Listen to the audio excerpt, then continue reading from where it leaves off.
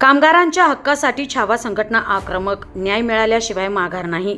12 तास ड्युटी, सुरक्षा शून्य, कायनेटिक कंपनीवर कामगारांचे गंभीर आरोप.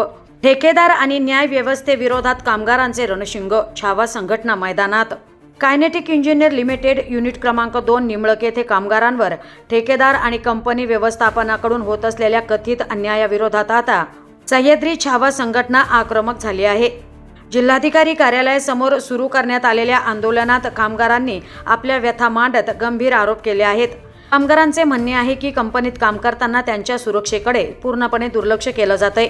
सेफ्टी शूज, ग्लोव्ज, सुरक्षात्मक चष्मे, इयरबड्स आणि हेल्मेट यासारख्या अत्यावश्यक सुरक्षा सुविधा उपलब्ध करून दिल्या जात नाहीत. एवढेच नव्हे तर 12-12 तास काम करूनही योग्य मोबदला मिळत नसल्याचा आरोप कामगारांनी केलाय. तर पगारातून मोठ्या प्रमाणात कपात केली जात असल्याचाही दावा करण्यात आलाय. या प्रकरणी सह्याद्री छावा संघटनेचे प्रदेश कार्याध्यक्ष रावसाहेब काळे पाटील यांनी आक्रमक भूमिका घेत जोपर्यंत कामगारांना न्याय मिळत नाही तोपर्यंत हे आंदोलन मागे घेतले जाणार नाही असा इशारा दिलाय.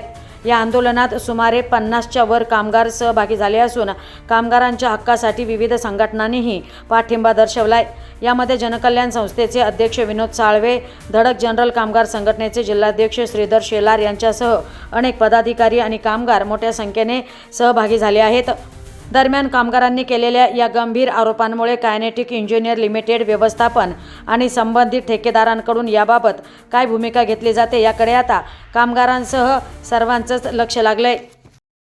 आज जिल्हाधिकारी कार्यालय येथे छावा संघटनेच्या वतीने धरणे आंदोलन kinetic engineering limited unit 2 Nimbalak या ठिकाणी कामगारावर होणाऱ्या अन्याय संदर्भामध्ये जे ठेकेदार आहेत, ढाकणे आहे, मोकाटे आणि कंपनी व्यवस्थापन मिळून या कामगारावर अन्याय करत आहे.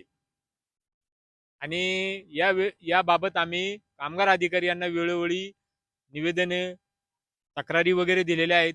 परंतु प्रशासनाला अतिशय म्हणजे निष्काळजीता कळत झालेला आहे. यामध्ये कामगारांचे पेमेंट असतील, पीएफ असेल, एस कुठलीही योजना नाही आहे. कंपनीमध्ये बाथरूमची व्यवस्था नाही आहे, जेवणाची व्यवस्था नाही आहे. कुठलीही त्यांना जे जे आता कंपनी भट्टीवर काम करतात ते हॅमरवरती, तर त्यांना कुठल्याही प्रकारचे ते इक्विपमेंट आहे ते दिले जात नाही.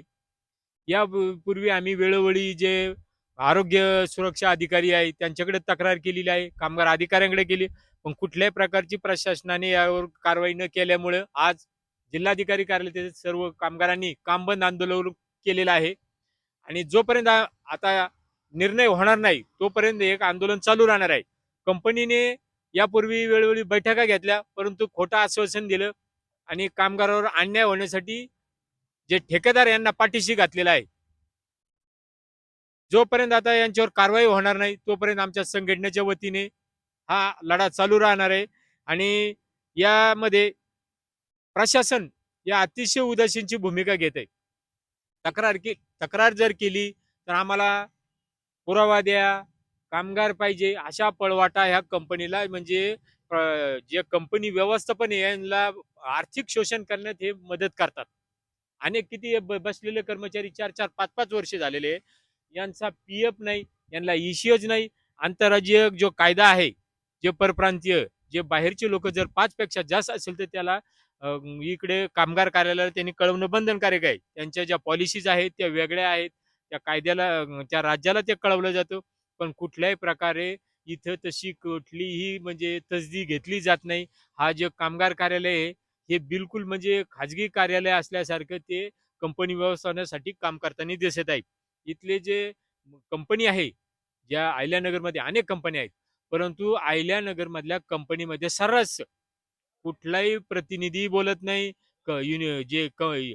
जे जे आहे जी संघटना आहेत ह्या सुद्धा मिळून काही त्यांच्या सोबत काम करता नाही. परंतु आम्ही या छावा संघटनेच्या माध्यमातून या कामगारांवर होणाऱ्या अन्यायाच्या विरुद्ध आम्ही जिल्हाधिकारी कार्यालयात जोपर्यंत ही आमची समस्या सुटणार नाही, यांना न्याय भेटणार नाही, तोपर्यंत आमच्या संघटनेच्या पाठिंबा राहील. जय हिंद, जय महाराष्ट्र.